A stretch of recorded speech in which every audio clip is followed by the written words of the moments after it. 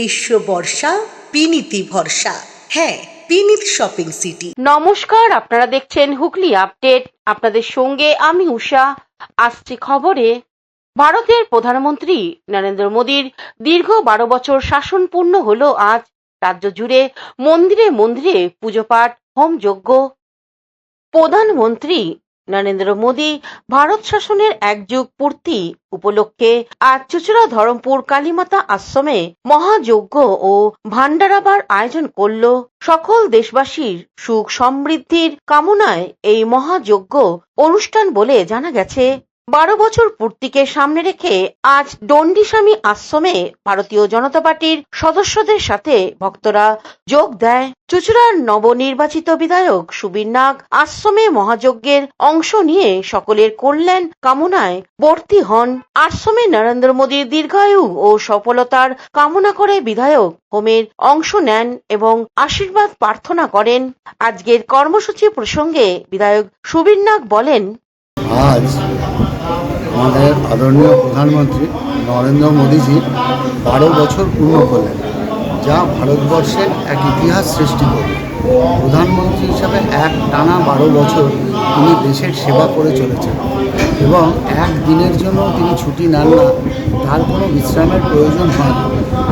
অন্যদিকে চন্দননগরের বিধায়ক দীপাঞ্জন গুহ ভারতের দীর্ঘমেয়াদী প্রধানমন্ত্রী নরেন্দ্র মোদীকে শ্রদ্ধা জানাতে চন্দননগর বোড়াই চণ্ডী মাতাকে পুজো দিলেন। সকাল থেকেই মন্দির চত্বরে বিজেপি কর্মী ও সাধারণ মানুষের ভিড়। দীপাঞ্জন বাবু আসতেই মহিলারা শঙ্কর ধ্বনি দেন। তারপর বিধায়ক দীপাঞ্জন গুহ প্রধানমন্ত্রী নরেন্দ্র মোদীর ছবিতে পুষ্পাঞ্জলি দিয়ে বোড়াইচণ্ডী মাতাকে পুজো দেন। তারপর মন্দির থেকে বেরিয়ে দীপাঞ্জন গুহ এক সাক্ষাৎকারে বলেন, শুধু রাজ্য নয়, ভারতবর্ষের সব জায়গায় হচ্ছে, পৃথিবীতেও যেখানে যেখানে ভারতীয়রা আছে তারাও করছে এবং যারা ভারতবর্ষকে শ্রদ্ধা করে তারাও করছে। কেন, ভারতবর্ষের ক্ষেত্রে আজকে একটা মাইলস্টোন হতে চলেছে, হয়ে গেছে অলরেডি। সেটা হচ্ছে longest serving elected prime minister ভারতবর্ষে।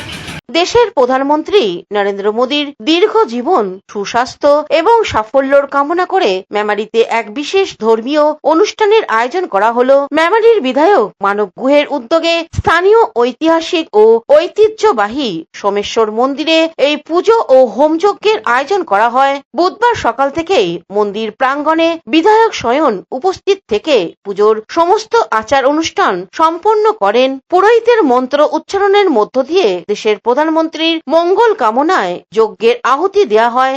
প্রধানমন্ত্রী নরেন্দ্র মোদীর আপনারা জানেন 12 বছর পূর্তি হলো এবং তিনি আজকে দীর্ঘ সময়ের প্রধানমন্ত্রী হলেন, যে রেকর্ডটা জওয়াহরলাল নেহরু ছিল।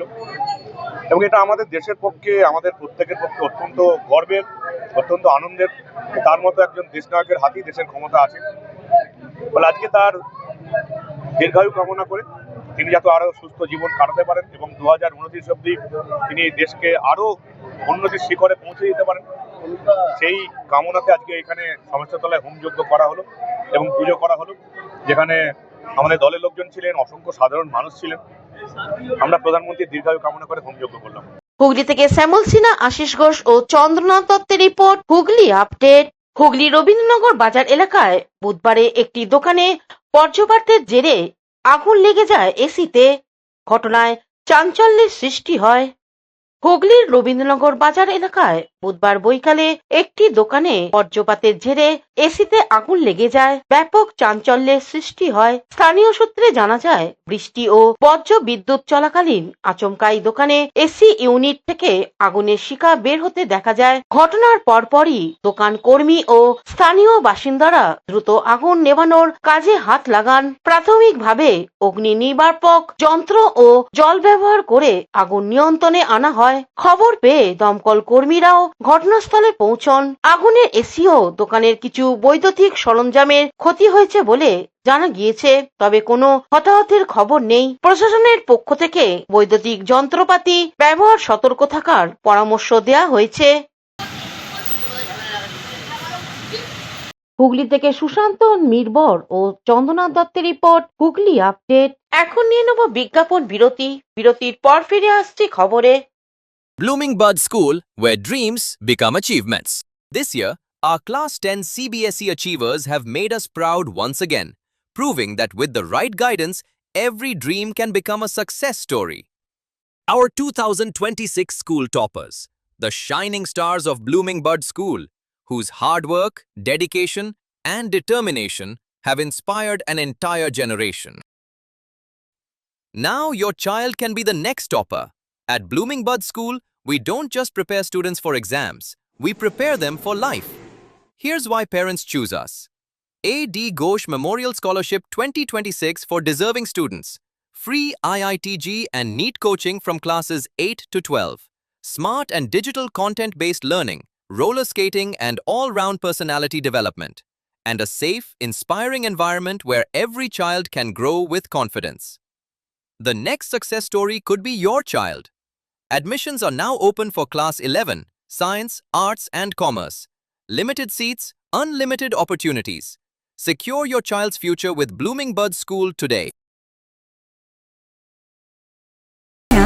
Is a holistic weekend destination for friends, family, and couples and offers magic to soothe your body, mind, and soul.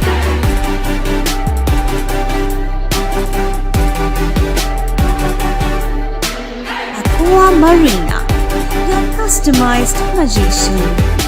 Welcome aboard and see the magic unfold. Amala nursing home.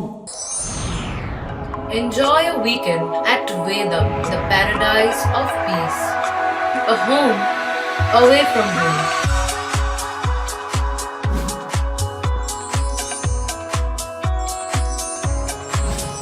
See yourself resonating with the nature. Vedam welcomes you to create your best memories. বিরতির পর ফিরে এলাম খবরে। চন্দননগরে গণধর্ষণ, প্রেমের ফাঁদে ফেলে তরুণীর সঙ্গে বর্বরতা, পুলিশের হাতে গ্রেপ্তার 4 জন যুবক। চুচড়া এলাকায় এক যুবতীকে প্রেমের সম্পর্কে প্রলোভন দেখিয়ে দীর্ঘদিন ধরে যৌন নির্যাতনের অভিযোগে চাঞ্চল্য ছড়িয়েছে। অভিযোগের ভিত্তিতে ইতিমধ্যেই 4 যুবককে গ্রেপ্তার করেছে পুলিশ। মঙ্গলবার ধৃতদের চন্দননগর আদালতে তোলা হলে আদালত তাদের 10 দিনের পুলিশ হেফাজতের নির্দেশ দেয়। পুলিশ সূত্রে জানা গিয়েছে, চন্দননগরের খরিদ্দারডাঙ্গা এলাকার এক যুবক চুচড়ার তালডাঙ্গা এলাকায় একটি সেলুন চালাতো।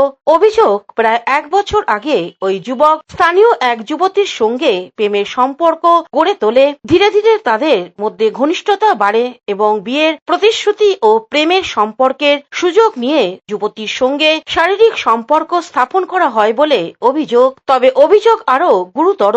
যুবতীর পরিবারের দাবি, শুধু ওই যুবকই নয়, পরবর্তীতে ভয় দেখিয়ে ও বিভিন্নভাবে চাপ সৃষ্টি করে আরো কয়েকজনের যুবকের সঙ্গে যুবতীকে জোরপূর্বক শারীরিক সম্পর্কে লিপ্ত হতে বাধ্য করা হয়।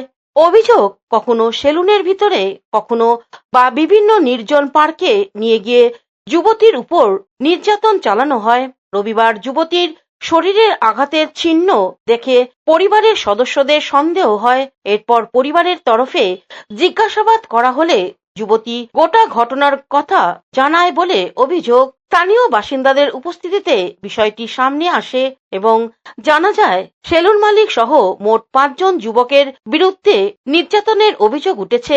ঘটনার পরপরই চন্দননগর থানায় লিখিত অভিযোগ দায়ের করা হয়। অভিযোগের ভিত্তিতে তদন্ত শুরু করে চন্দননগর পুলিশ কমিশনারেটের। ইতিমধ্যেই চুচুড়া ও চন্দননগর থানা এলাকার বিভিন্ন জায়গায় অভিযান চালিয়ে 4 অভিযুক্তকে গ্রেপ্তার করা হয়েছে। বাকি অভিযুক্তদের খোঁজে ও তল্লাশি চলছে বলে পুলিশ সূত্রের খবর। ঘটনার সমস্ত দিক খতিয়ে দেখা হবে বলে জানিয়েছেন তদন্তকারীর আধিকারিকরা। গতকাল বিকেলবেলায় আমাদের চুজো থানা এলাকার একজন ভদ্রলোক তার স্ত্রী এবং মেয়েকে নিয়ে আমাদের থানায় এসছে বড়বাবুর কাছে। তাদের অভিযোগটা ছিল যে তার মেয়ে সবে হায়ার সেকেন্ডারি পাস করেছে এখানকার চন্দ্রনগরের একটি নামী স্কুল থেকে, এবং মেয়েটা যোগব্যায়াম ট্যাম করতো বলে সে যোগব্যায়ামের শিক্ষার জন্য এখানে একটা আপনার দেখা বলে আমাদের জিমে আসতো প্র্যাকটিস করতে। সেই জিমে এখানকার একটি ছেলের সঙ্গে আলাপ হয় সেই ছেলেটি মেয়েটার সরলতার সুযোগ নিয়ে মেয়েটাকে তার বাড়ির পাশে একটি গ্যারেজে ডেকে নিয়ে গিয়ে মেয়েটার ইচ্ছার বিরুদ্ধে বলাৎকার করে এবং মেয়েটি প্রথমে বাধা দেয়, তারপর চিৎকার করে মেয়েটিকে ভয় দেখায়। মেয়েটা আতঙ্কগ্রস্ত হয়ে যেহেতু বয়স কম মেয়েটি চুপচাপ থেকে যায়।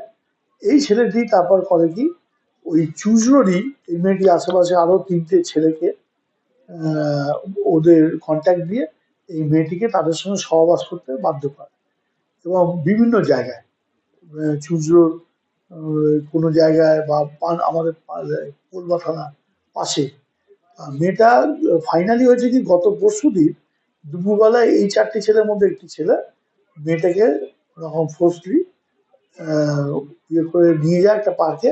সেখানে ওর ইচ্ছের বিরুদ্ধে বলাৎকার, তো মেয়েটি বাধা দেয়। বাধা দিলে মেয়েটা ইনজিওর্ড হয়, ফলে মেয়েটা তখন ট্রমায় চলে যায়। মেয়েটা বাড়িতে চলে আসে কোনো ক্রমে, সেটাই দিয়ে যায় ভয় পেয়ে। তারপরে ও কিন্তু এই ওর বাবা মা যখন জিজ্ঞেস করে কি করে লেগেছে কি লেগেছে, তখন মেয়েটা প্রথমে বলতে চায়নি। তারপরে যেহেতু ভয় আছে, তারপরে মেয়েটা কিন্তু সব কথাটা ওর মাকে খুলে বলে। এবার খুলে জানার পরে তারা পরের দিনকে আমাদের থানায় এসছে। আমরা অভিযোগটা নিয়ে তার গুরুত্ব বিবেচনা করে সঙ্গে সঙ্গে আমাদের পিসি পার্টি এবং অন্যান্য টিম যারা আছে তারা মিলে এই 4জন ছেলেকে আইডেন্টিফাই করা হয়। আইডেন্টিফাই করে তাদের অ্যারেস্ট করা হয়েছে। অ্যারেস্ট করার পরে আমরা আজকে মহামান্য আদালতে ওদের পেশ করেছিলাম। সেখানে তাদের 10 দিন রিমান্ড নেওয়া হয়েছে। কেসটা আরও বেশি করে মানে এদের যে মোটা সম্পর্কি বা আমাদের পিওগুলো সমস্ত ব্যাপার আছে তদন্তের স্বার্থে তাদের নেওয়া হয়েছে। আর মেয়েটিকে যা লিগাল ফর্মালিটি সেটা আমাদের করা হচ্ছে। এটাই হচ্ছে আজকে আমাদের মেয়েটাকে ভয় দেখানো হবে এবং মেয়েটাকে ভয় দেখিয়ে কিন্তু একাধিকবার তাকে বাধ্য করা হয়েছে এই ধরনের মানে একটা শারীরিক মিলনে মানে তাকে বাধ্য করা হয়েছে। না, সেরকম কিছু এখনো পাইনি, এগুলো আমাদের তদন্তের মধ্যে আছে। তারা আমরা ওদের মোবাইল টোবাইল সবই দেখবো, যেরম হবে সেরকম ভাবে প্রোগ্রেস করতে হবে কেসের সাথে। আপাতত এইসব কিছু পাওয়া যায়নি।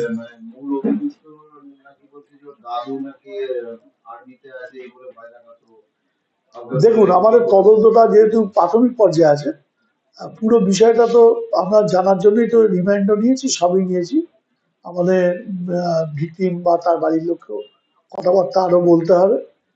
সঠিকটা আমরা বার করাটাই আমাদের উদ্দেশ্য, যাতে যারা প্রকৃত দোষী তারা ঠিকমতো সাজা পায়। হুগলি থেকে চন্দনা দত্তের রিপোর্ট, হুগলি আপডেট। রাজ্যের প্রাক্তন শিক্ষামন্ত্রী শম্ভুচরণ ঘোষের 100তম জন্মদিন পালন হয়ে গেল শ্রদ্ধার সাথে চুঁচুড়ায়।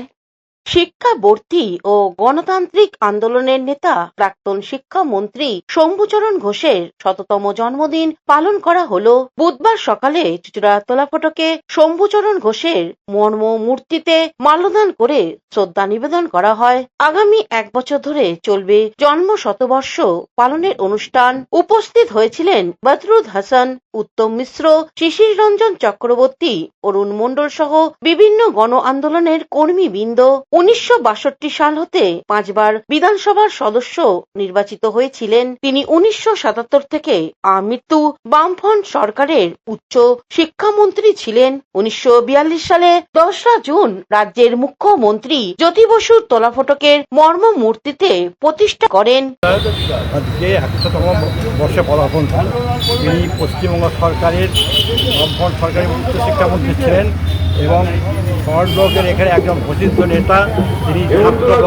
তিনি ছাত্রব্লক করার জন্য মহসিন কলেজে ভর্তি হয়েছিলেন এবং তিনি মহসিন কলেজ ছাত্র ব্লকের প্রতিষ্ঠা করেন।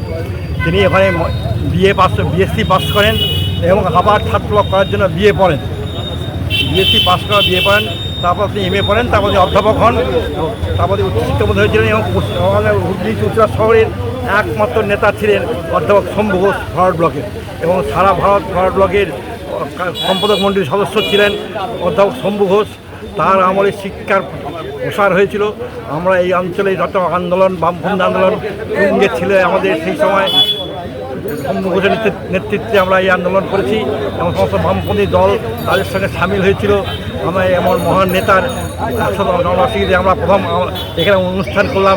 এরপরে আমাদের সারা বছর অনুষ্ঠান চলবে, তা আমরা ক্রমশ প্রকাশ করব এবং অনুষ্ঠান করব। হুগলি থেকে শ্যামল সিনহার রিপোর্ট, হুগলি আপডেট। এখনকার মতন খবর এই পর্যন্তই। প্রতিদিন দেখুন হুগলি আপডেট। নমস্কার।